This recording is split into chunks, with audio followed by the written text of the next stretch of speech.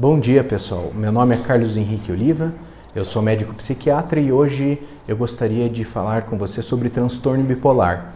Você já deve ter ouvido falar nessa doença ou nesse nome, transtorno bipolar, e eu tenho visto no consultório que existe uma certa dificuldade hoje de se compreender o que é transtorno bipolar.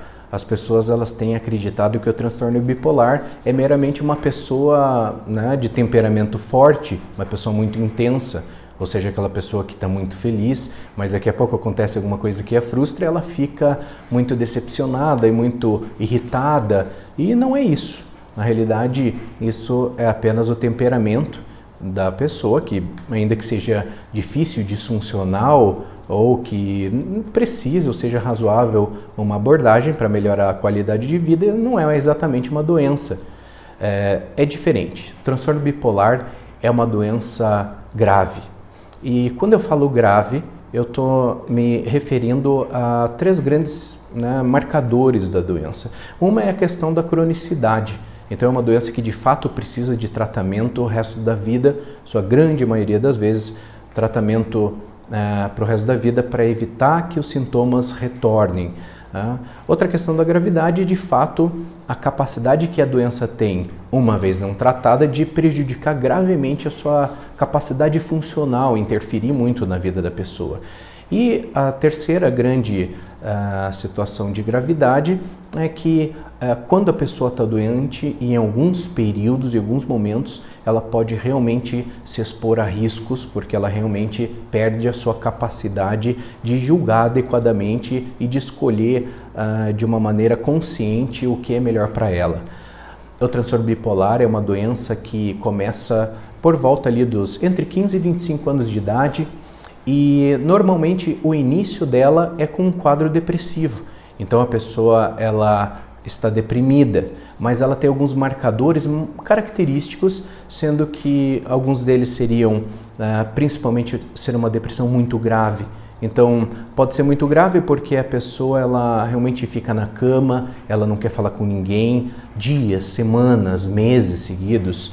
Ela não quer tomar banho, ela fica só no escuro, uma situação realmente muito grave que impacta muito a funcionalidade daquela pessoa. Outra circunstância que dá esse marcador de gravidade é a possibilidade também de uma depressão meio agitada demais, ou seja, a pessoa está triste, mas ela está muito elétrica, ela não dorme, ela muito irritada, explosiva, então é uma depressão com características de gravidade. E a terceira situação de gravidade é uma depressão psicótica, ou seja, uma depressão onde a pessoa ela escuta vozes e é muito comum que a pessoa escute pessoas chamando ela, então ela vai ver onde está a pessoa, quem que está chamando. É muito comum também ouvir pessoas xingando ela, dizendo palavras depreciativas, de agressão para a pessoa, então deixa ela realmente muito machucada com aquela situação, com aquelas vozes. Então é de um sofrimento muito grande.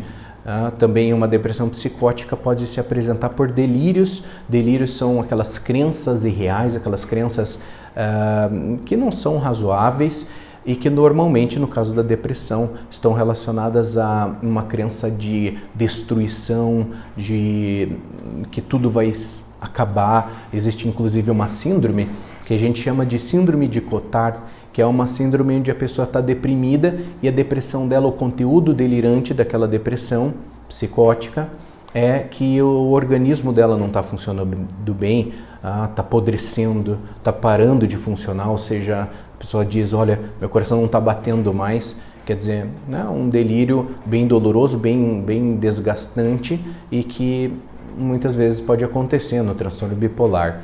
Mas no transtorno bipolar, 90% do tempo da doença, a pessoa de fato está deprimida, dessa maneira que eu comentei. Mas nos outros 10% do tempo da doença ativa, a pessoa está num quadro oposto, inverso. A pessoa está numa situação que a gente chama de mania. Então, é mania, ou a gente poderia chamar de euforia também. A mania é um quadro onde a pessoa está, então, o inverso da depressão. Ela está muito alegre, muito feliz, normalmente pelo menos 3 dias consecutivos, mas muitas vezes mais, 7, 14 dias, um mês, né? Sem dormir, agitada, falando rápido, muitas vezes não dá para compreender bem o que a pessoa está falando, de tão rápido ela fala, contando piada, de uma maneira inadequada, invasiva. Às vezes chega a situações muito intensas, a pessoa achar que tem poderes ou que é muito rica, se sentir especialmente sedutora, eventualmente até tirar roupa na rua, sair sem roupa. Então é uma situação realmente grave, é uma situação que não é simples, não é leve. Muitas vezes pode, inclusive, necessitar uma internação psiquiátrica, se for o caso, se existirem ali circunstâncias de risco que precisem ser controladas, né? Existe também, no caso da mania, num quadro de mania, dentro dessa doença que se chama transtorno bipolar, a possibilidade de haver psicose. Ou seja, a pessoa está eufórica e também está ouvindo vozes, também está com delírios, mas nesse caso o conteúdo tende a ser o contrário, é de poder, é de que vai ganhar muito dinheiro, a pessoa escuta elogios, escuta pessoas querendo seduzir, então é um conteúdo, vamos dizer, positivo, mas não é positivo agradável, uma coisa claramente fora do normal, uma coisa excessiva, né? Então, o transtorno bipolar ele é mais ou menos isso. Veja que é uma doença grave, marcante, evidente, e não pode então ser confundida com uma pessoa meramente que muda muito de ideia, né? Uma hora que é uma coisa, outra hora que é outra coisa. Então é isso, eu não quero deixar o vídeo muito longo. Se você gostou, deixa o seu recado. Se você quer saber um pouco mais sobre algum outro assunto, seja mesmo do transtorno bipolar ou qualquer outro assunto da psiquiatria, deixa um comentário, pergunta que eu, na medida do possível, vou tentar gravar um vídeo assim, informal, sem grande produção, mas para comentar um pouco de quem tem interesse por algum motivo sobre temas da psiquiatria, tá bom? Então agradeço a presença, fiquem com Deus e até a próxima. Tchau!